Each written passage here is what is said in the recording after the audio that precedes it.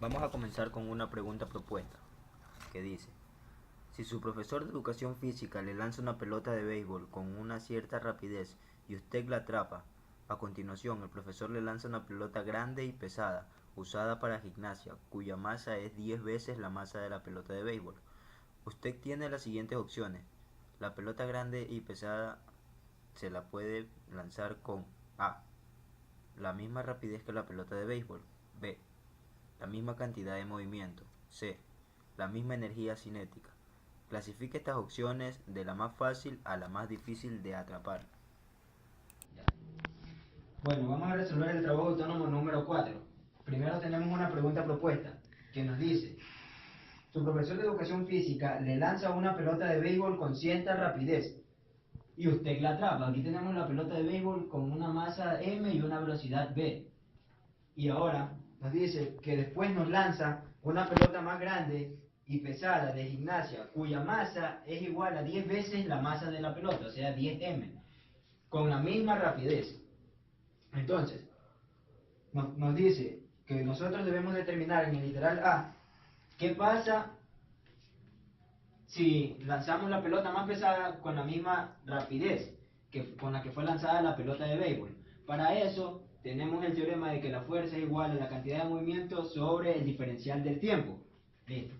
Entonces, en la pelota vemos que tenemos una cantidad de movimiento igual a masa por velocidad. Y en la otra pelota pesada tenemos la cantidad de movimiento que va a ser igual a la masa, pero la masa es 10 veces la masa pequeña, por una velocidad que en este literal nos dicen que va a ser la misma velocidad de acá. Entonces por B. Listo. Ahora, reemplazando en el teorema, para detener la pelota pequeña, vamos a aplicar una fuerza igual a la masa por la velocidad dividido para un diferencial de tiempo. Listo. Ahora, cuando tenemos la pelota más pesada, tenemos una fuerza con 10 veces la masa por la velocidad dividido para un diferencial de tiempo. Como el diferencial de tiempo va a ser el mismo, obviamente nos damos cuenta que para detener la pelota más pequeña se utilizó una cantidad de fuerza menor, porque acá tenemos 10 veces m por su velocidad. Entonces, en el literal A tenemos esto.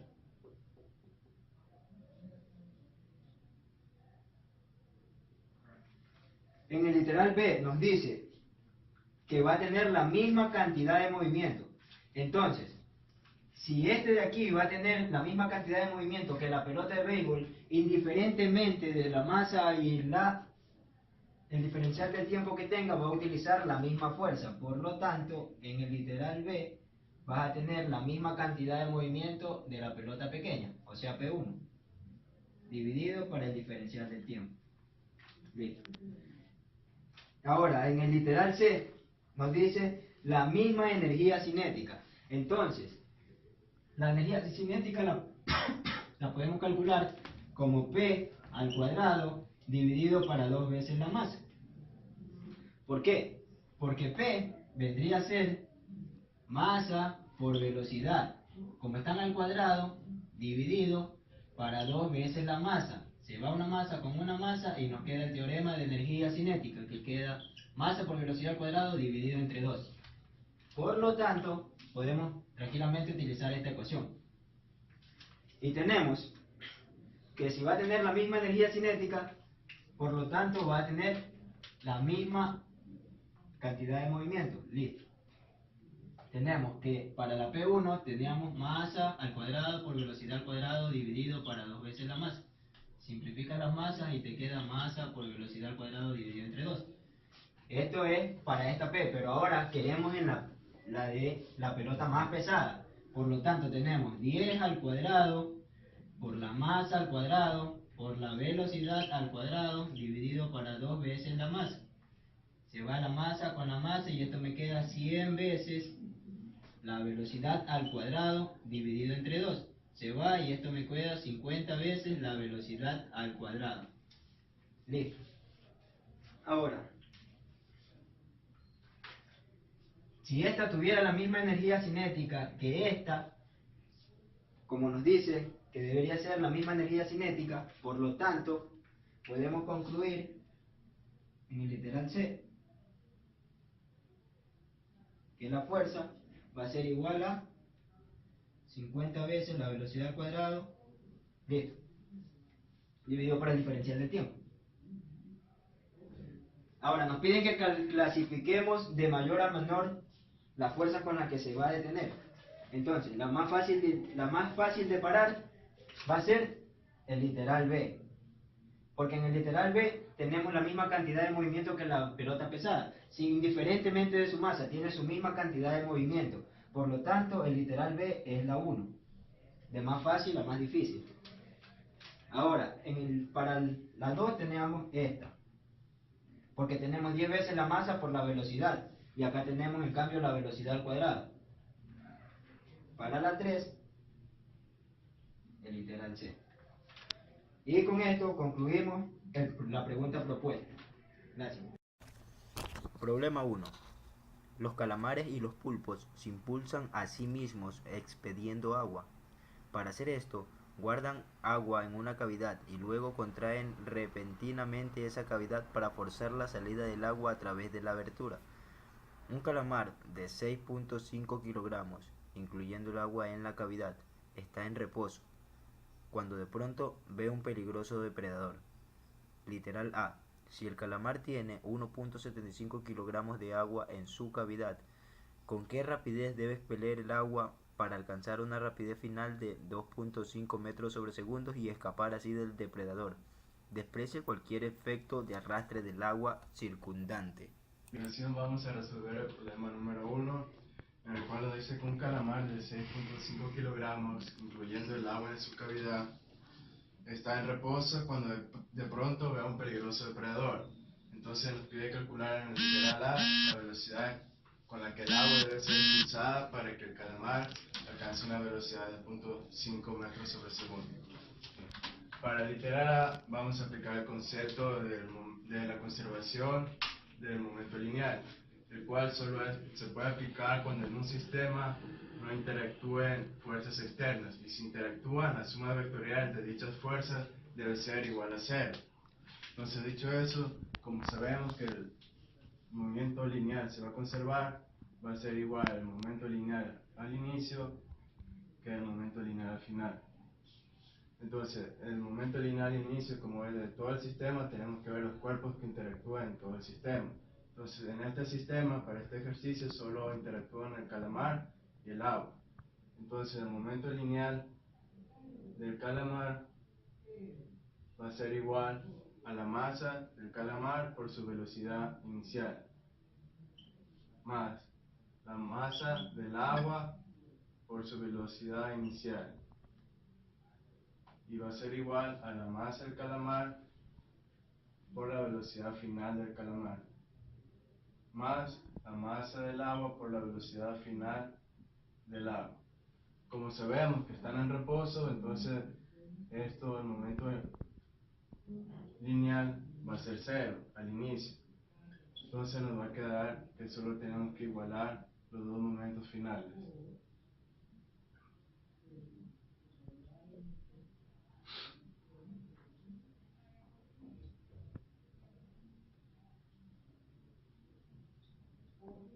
Lo que nos pide es la velocidad del agua. Cuando la velocidad del calamar sea 2.5, entonces simplemente tenemos que reemplazar datos. La masa del calamar es 4.75 por su velocidad, que sería 2.5, es igual a la masa del agua, que es 1.75 por la velocidad del agua, que es lo que tenemos que encontrar. Resolviendo esto nos da que la velocidad del agua es igual a menos 6.79 metros sobre segundo. Eso con respecto al literal A. Y en la literal B, en cambio, nos pide la energía cinética. Como sabemos que la energía cinética es igual a 1/2 de la masa por la velocidad al cuadrado, simplemente reemplazamos aquí los datos. Tenemos que sacar la velocidad cinética de cada cuerpo y al final sumar para encontrar la velocidad cinética del sistema. Entonces, la energía cinética del calamar, como ya lo dije, es un medio por la masa del calamar por su velocidad al cuadrado. Esto nos da como resultado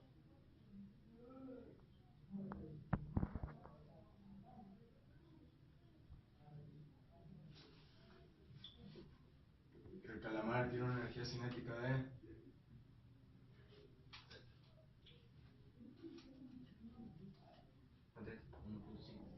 2.5.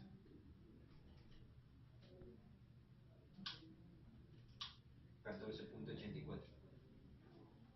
14.84 joules. Hacemos lo mismo para la energía cinética del agua.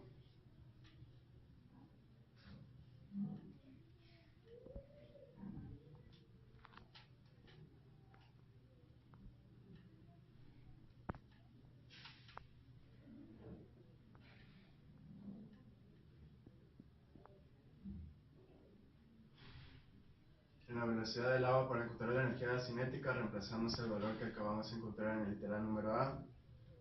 Por lo tanto, nos da como energía cinética del agua 40,34 joules.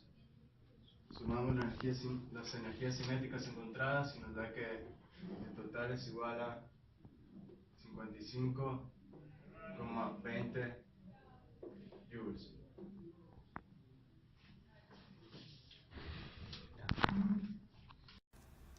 Problema 2. Véase en la figura un plano inclinado con ángulo de 60 grados y masa M mayúscula de 3 kilogramos en reposo sobre una superficie horizontal y lisa. Suponga que se sitúa sobre él un bloque de masa M igual a 1 kilogramo en la parte superior del plano inclinado. Si se le permite que se deslice hacia abajo, suponiendo que el contacto entre el bloque y el plano es liso, calcular la velocidad p del bloque en relación al plano inclinado en un instante subsiguiente en el que el plano se desplaza hacia la derecha con una velocidad de 0.5 metros sobre segundo. Ya. A continuación vamos a realizar el problema 2 de la guía, que nos dice que una masa parte desde el reposo, como podemos observar, con una velocidad de 5i. Al cabo de un instante transcurrido, la masa se ha deslizado por una superficie lisa, o sea que no tiene fricción, y la masa que estaba aquí en su posición original va a estar en esta posición. Nos piden calcular esta velocidad, que es la velocidad de la masa pequeña en relación a la masa grande. Entre las superficies tampoco hay fricción, estamos hablando de un sistema cerrado. Listo. Por lo tanto, la cantidad de movimiento se conserva. La P inicial va a ser igual a la P final. Pero en el inicio partimos desde el reposo, por lo tanto la P inicial es igual a 0. Y tenemos una ecuación que dice que 0 va a ser igual a la cantidad de movimientos lineales finales. ¿Cuáles son? La velocidad, la masa grande, por la velocidad de la masa grande respecto a un observador en tierra, porque todos son referentes a sistemas inerciales. Listo. Más la masa pequeña por la velocidad de la masa pequeña respecto a un observador en tierra. Ahora, para poder calcular, nos tenemos que dar cuenta que esto no es un sistema convencional, sino que tenemos que utilizar velocidades relativas. Por lo tanto, si nos damos cuenta que la velocidad de la masa pequeña con relación al observador en tierra va a ser igual a la velocidad de la masa con respecto al observador en tierra más la velocidad de la masa pequeña respecto a la masa grande. Aquí viene otro problema. Las velocidades son vectoriales, por lo tanto no podremos sumar esta con esta, así, arbitrariamente. Tendríamos que descomponerlas en vectores. Por lo tanto, aquí tenemos la velocidad, que es de 0,5i, y aquí tenemos nuestro plano, con 60 grados. Y paralelo a este, tenemos la velocidad de la masa pequeña con respecto a la masa grande. El ángulo barrido desde las x positivas hasta acá es 240. Para poder sumar esta velocidad con esta necesitamos llevar a este componente. Por lo tanto, la masa que va a estar aquí, la velocidad de la masa pequeña con respecto a la masa grande va a ser por el coseno de 240. Listo. Ahora, sustituimos, entonces, la velocidad de la masa respecto al observador va a ser igual a la velocidad de la masa grande respecto al observador más la velocidad de la masa pequeña respecto a la masa grande por el coseno de 240. Sustituyendo en la ecuación que teníamos al principio, como nos piden determinar esta masa, y esta es la que tenemos aquí, deberíamos reemplazar esto de aquí. Por lo tanto, la masa por estas velocidades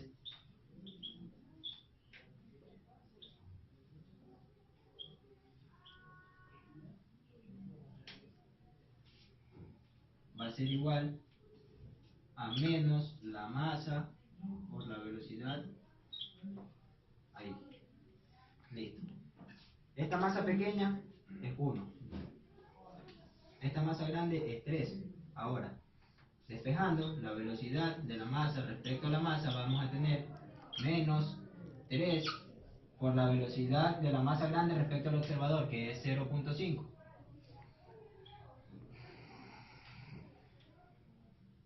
Menos la velocidad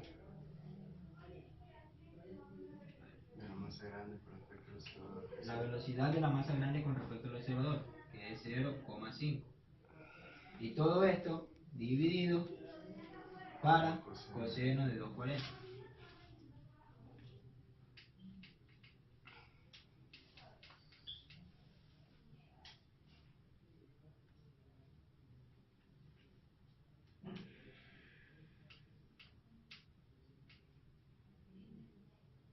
Cuatro. Tenemos una velocidad de menos 4i. Problema 3. Un hombre de 70 kilogramos se encuentra dentro de un velero de 60 kilogramos, el cual se mueve con una velocidad de 3i metros sobre segundos respecto de un lago congelado. Luego el hombre salta del velero hacia un costado con una velocidad de j. Calcular, literal A, la velocidad final del velero respecto al lago. Literal B, la velocidad final del hombre respecto del lago. Literal C, la energía del sistema antes de que se produzca el salto y la energía del sistema después del salto. Finalmente determine si hay pérdida de energía. Bien, a continuación vamos a resolver el problema número 3 de la guía número 4, el cual nos dice que un hombre de 70 kilogramos está sobre un velero de 60 kilogramos, el cual se desplaza sobre un lago, y nos da la velocidad inicial que tiene el velero respecto al lago, que es de 3 metros sobre segundo. En el literal A nos pide la velocidad final del velero respecto al lago. Entonces, como sabemos, tenemos que aplicar el concepto de la conservación de la cantidad de movimiento, que dice que el momento lineal al inicio va a ser igual al momento final. Entonces, tenemos que al inicio se mueve con la misma velocidad. Entonces, la velocidad por, sumamos las masas, la masa del velero más la masa del hombre. Igual. Acá ya lo tenemos que hacer por separado en el momento final. Tenemos que la masa del hombre va a ser igual a la velocidad final del hombre más la masa del velero por la velocidad final del velero. Claro que todo lo tenemos que hacer con respecto al agua. Entonces, pero antes de eso sabemos que la velocidad del hombre con respecto al lago es igual a la velocidad del hombre con respecto al velero más la velocidad del velero con respecto al lago. Entonces, sabiendo esto, ya podemos realizar la operación.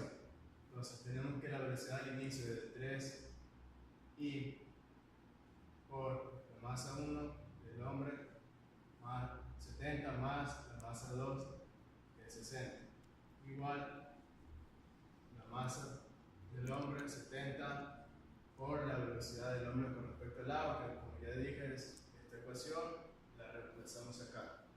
sería igual a la velocidad del hombre respecto al velero más la velocidad del velero respecto al agua, más 60 que multiplica la velocidad del velero respecto al agua.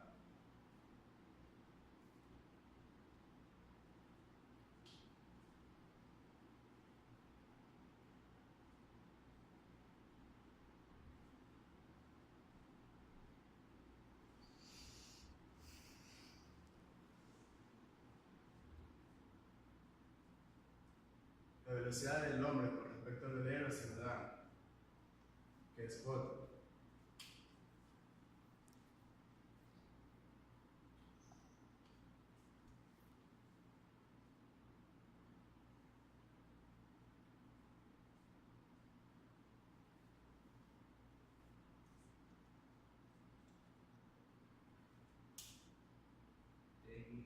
Tenemos como resultado que la velocidad del velero con respecto al lago es igual a menos 0,54 3i menos 0,54 j.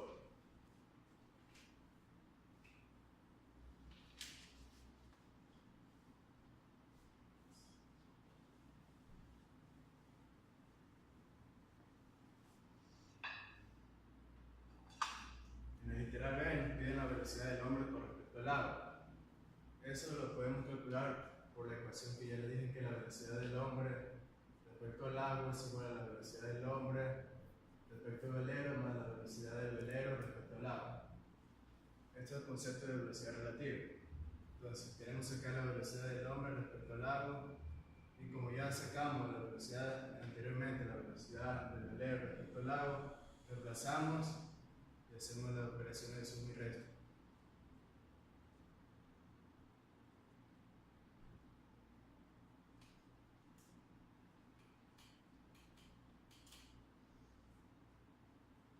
Me da como resultado 0,46 y J, perdón, más 13.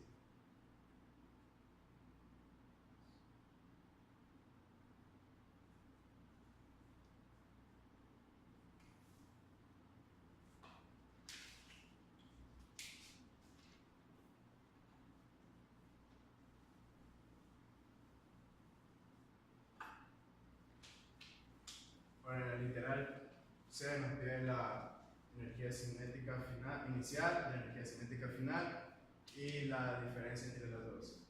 Bien, entonces para la energía cinética inicial va a ser igual a 1/2 por la masa por la velocidad. Como la energía cinética de todo el sistema, tenemos que sumar la energía cinética de cada cuerpo que interactúa en el sistema, en este caso el hombre y el velero.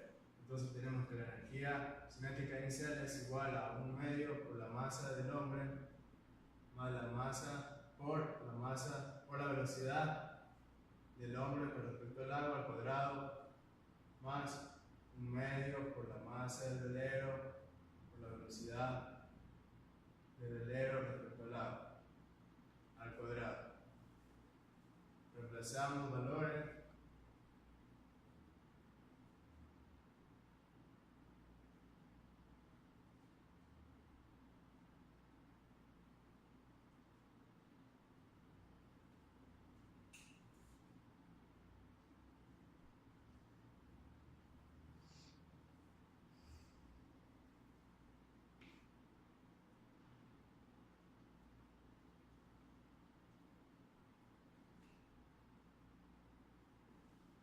$585 joules. Esa es la energía cinética inicial del sistema. Ahora, para calcular la energía cinética final del sistema hacemos lo mismo.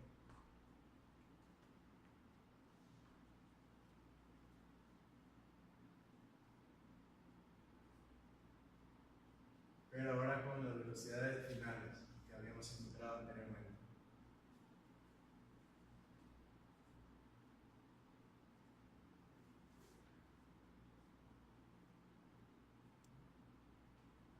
Pero aquí surge un inconveniente. Como habíamos calculado las componentes de la velocidad del velero respecto al agua y la velocidad del hombre respecto al agua. Tenemos que sacar su módulo para poder realizar la operación.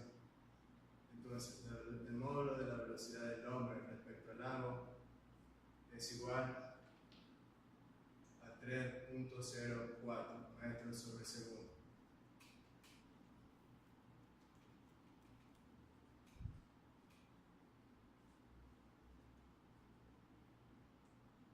Y el módulo de la velocidad del velero respecto al agua es igual a 3.03 metros sobre segundo. Con esto ya tenemos todos los valores y podemos calcular tranquilamente la energía cinética final.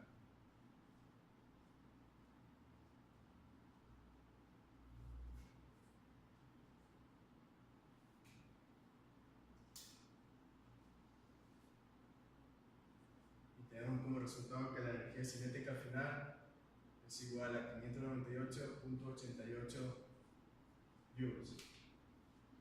Y para ver la energía que se perdió, simplemente restamos los dos.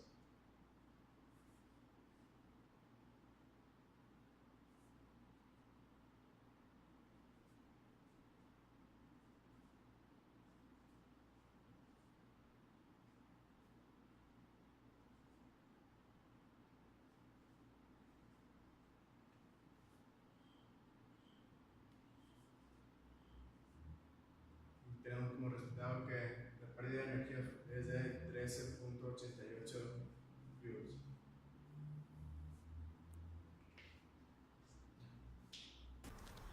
Ejercicio 4. Un proyectil se lanza con una rapidez de 30 metros sobre segundos con un ángulo de 30 grados respecto de la horizontal. A los 2 segundos explota en dos partes iguales.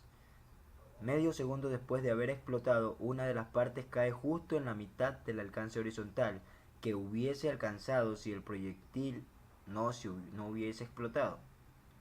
Determinar, literal A, la posición del segundo pedazo justo en el instante en el que el primero está en el suelo. Literal B, la energía cinética del proyectil justo antes de explotar y compararla con la que tiene justo después de explotar. Vamos a resolver el problema último de la guía autónoma, que dice que se lanza un proyectil con una velocidad inicial de 30 metros sobre segundo y un ángulo de 30 grados. Luego de que han transcurrido 2 segundos en su tiempo de vuelo, el proyectil explota y se divide en dos pedazos. Luego de que explota, medio segundo después, el pedazo 1 cae al suelo, justamente a la mitad del alcance horizontal que hubiese tenido el proyectil si no hubiese explotado. El pedazo número 2 se va al infinito y más allá. Y necesitamos calcular sus posiciones. Bien. Entonces, primero vamos a calcular la altura en la que se encuentra la partícula, porque vamos a tomar nuestro eje de referencia x, y igual a 0 aquí, o sea, el origen. Este va a ser nuestro origen. Por lo tanto, necesitamos calcular la altura que tiene para poder realizar los cálculos correctos. Primero sabemos que en un movimiento parabólico la velocidad original no es la velocidad total del sistema, sino que se divide en dos componentes, una componente en y y una componente en x.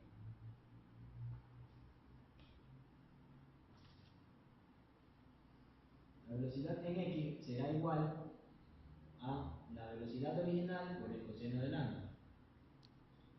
Y la velocidad en y, también la velocidad original por el seno del ángulo, puesto que son las componentes rectangulares de la velocidad, tal y como estaba mostrando mi compañero en el dibujo. Entonces,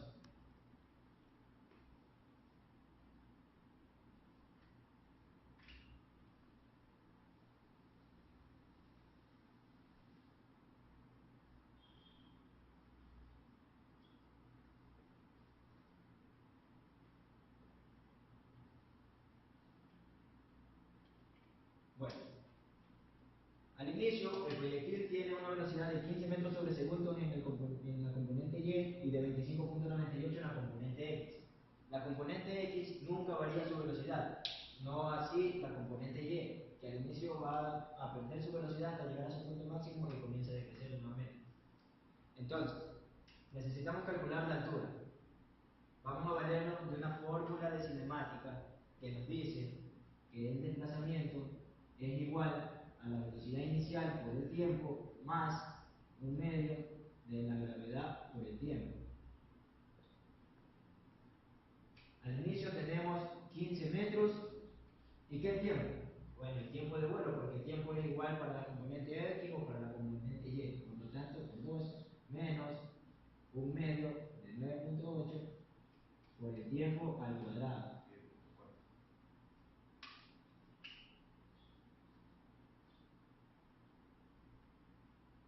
Por lo tanto, la altura h que estamos buscando es igual a 10.4.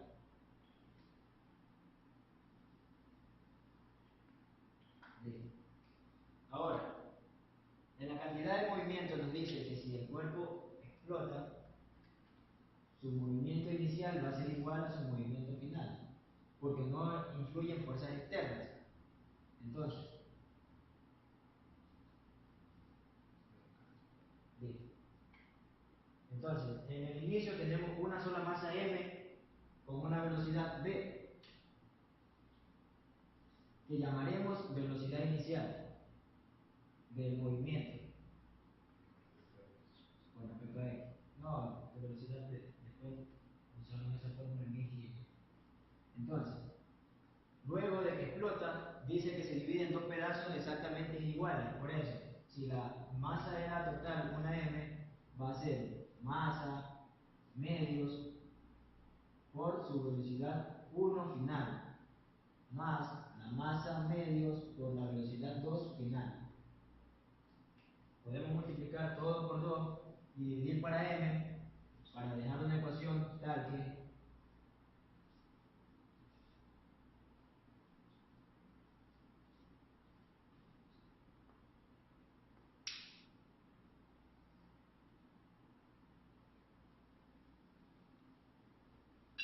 ¿con qué fin hacemos esto? Puesto que no conocemos el alcance, tampoco conocemos esta componente, necesitamos valernos de exactamente de las fórmulas de velocidad incluidas con el tiempo, porque nos dicen que esto va a tardar 0.5 segundos en caer al suelo y necesitamos calcular en ese mismo 0.5 segundos en qué posición se encuentra. Entonces utilizaremos la fórmula de cinemática. Listo. Como nos dice que esto va a caer en la mitad del alcance horizontal, primero vamos a calcular el alcance horizontal total. Para el alcance horizontal tenemos que es la velocidad inicial al cuadrado por el seno de 2 veces el ángulo, en este caso es 30, entonces 2 por 30 es 60, dividido entre la gravedad. 59.63.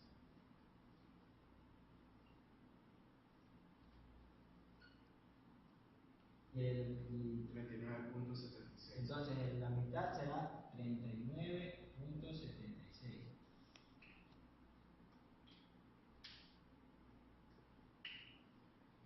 Ahora, cuando la partícula viaja 2 segundos, ¿en qué posición se encontraba? Por lo tanto, tenemos la velocidad en x, como la velocidad en x nunca varía, se la multiplica por el tiempo y nos da el alcance horizontal que tiene. Entonces, 25.98 por 2 segundos, 51.96. entonces aquí la partícula tenía 51.96. ¿Para qué hacemos esto? Puesto que la velocidad de esta partícula en x tampoco nunca va a cambiar, podemos relacionar la velocidad en x con este desplazamiento que tenemos aquí, con el desplazamiento que tenemos aquí con el tiempo de 0.5 y poder encontrar la velocidad. 12.2 es la diferencia. Este espacio es igual a 12.2. Por lo tanto, la velocidad en x va a ser el tiempo que tarda en recorrer el espacio. Pero como vemos nuestro sistema de referencia está corriendo hacia un eje negativo de la x. Por lo tanto, esto es un desplazamiento negativo. Menos 12.2 dividido para 0.5. 24.2.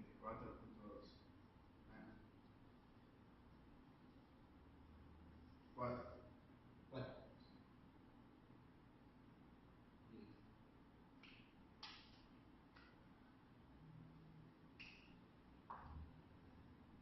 Ahora sí, tenemos la velocidad en este tramo de la velocidad inicial, podemos calcularla con cinemática también, que dice que la velocidad final en y será igual a la velocidad inicial en y más menos la gravedad por el tiempo. Tenemos el tiempo, tenemos la velocidad inicial, la gravedad. Podemos calcular la velocidad final, que sería la velocidad inicial de aquí. Entonces,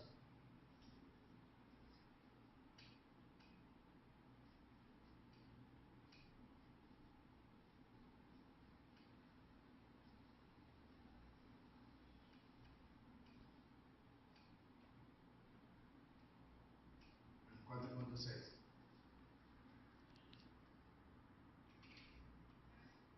ahora vamos a proceder a utilizar la fórmula porque ya tenemos la velocidad en x en este tramo nunca cambia. Y la velocidad de esta partícula de acá también ya la tenemos, por lo tanto podemos despegar la velocidad en x de esto, o sea, la velocidad en x de la partícula 2.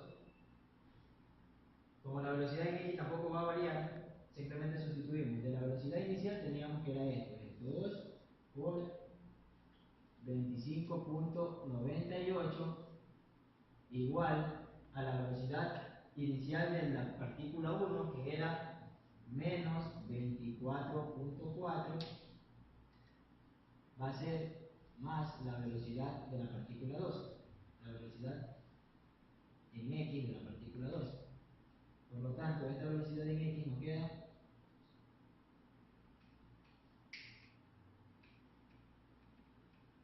36.36.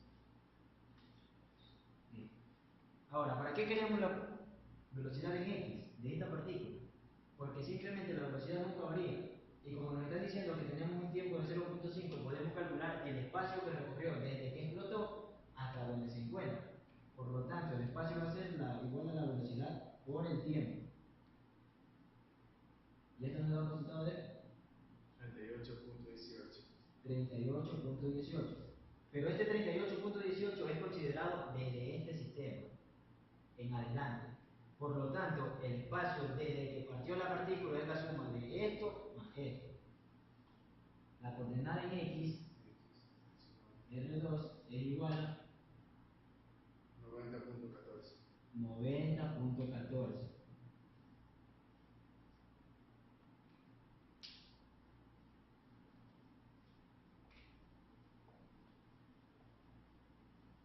Vamos a calcular ahora la velocidad en y para poder, del mismo modo que calculamos esta, calcular el desplazamiento en y.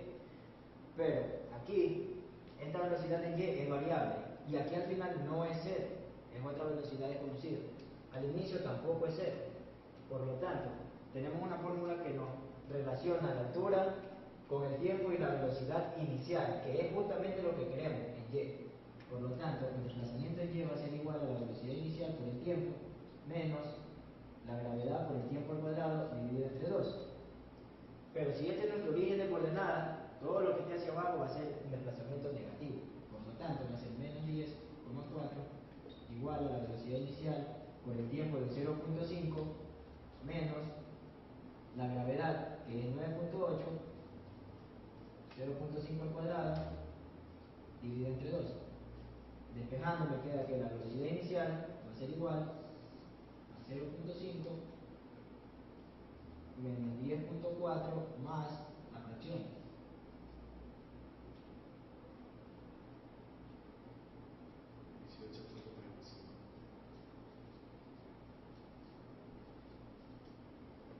Teniendo una velocidad inicial de 18.35 de momento después de que explotó.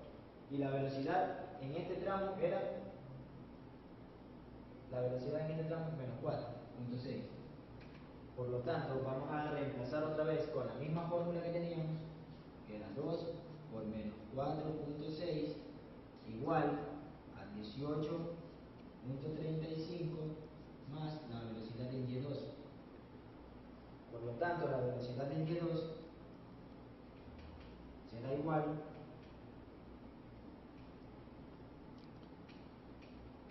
9.15.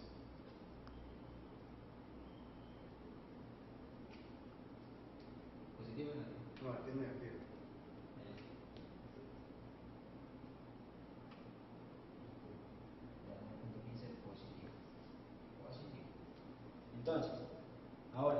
velocidad inicial y teniendo el tiempo de 0.5 podemos calcular otra vez el desplazamiento con la misma fórmula. Por lo tanto, el desplazamiento será velocidad inicial, que era 9.15, por el tiempo 0.5, menos la gravedad de 9.8 por el tiempo de 0.5 al cuadrado, dividido entre 2, y esto me da una altura de 3.35.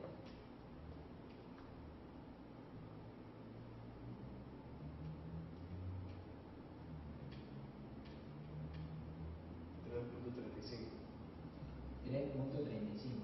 Pero ojo, esta altura es tomada de nuestro eje de referencia, por lo tanto aquí hay 3.35. Por lo tanto, la posición en Y va a ser la suma de 3.35 más 14 más 10.4, que sería 13.75.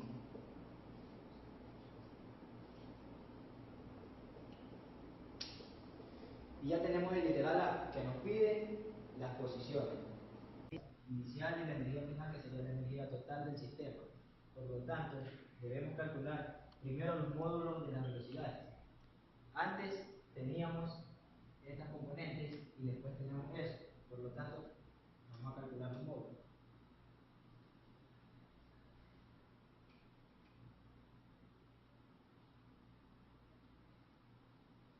$26.38 al inicio.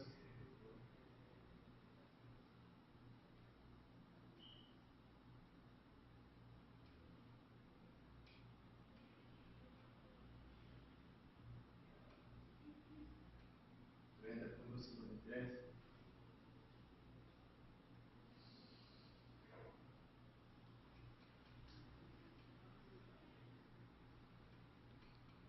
$26.90.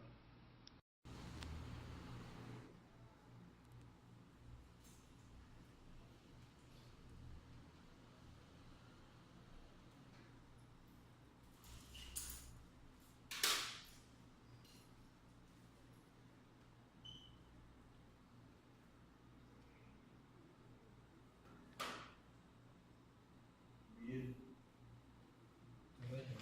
Oh. 1711.42.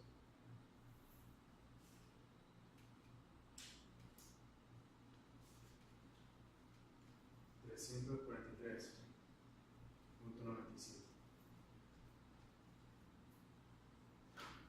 Para poder compararlas, como las masas son iguales, despejamos la masa de una, la reemplazamos en la otra y tenemos que la K final va a ser igual a 1711.42 por la K inicial sobre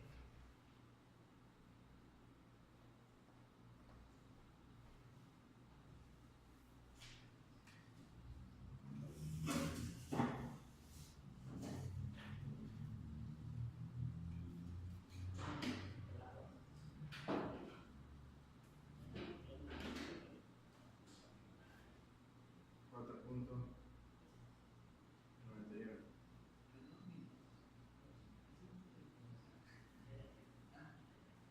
Por lo tanto, tenemos que la K final va a ser igual a 4.91 por la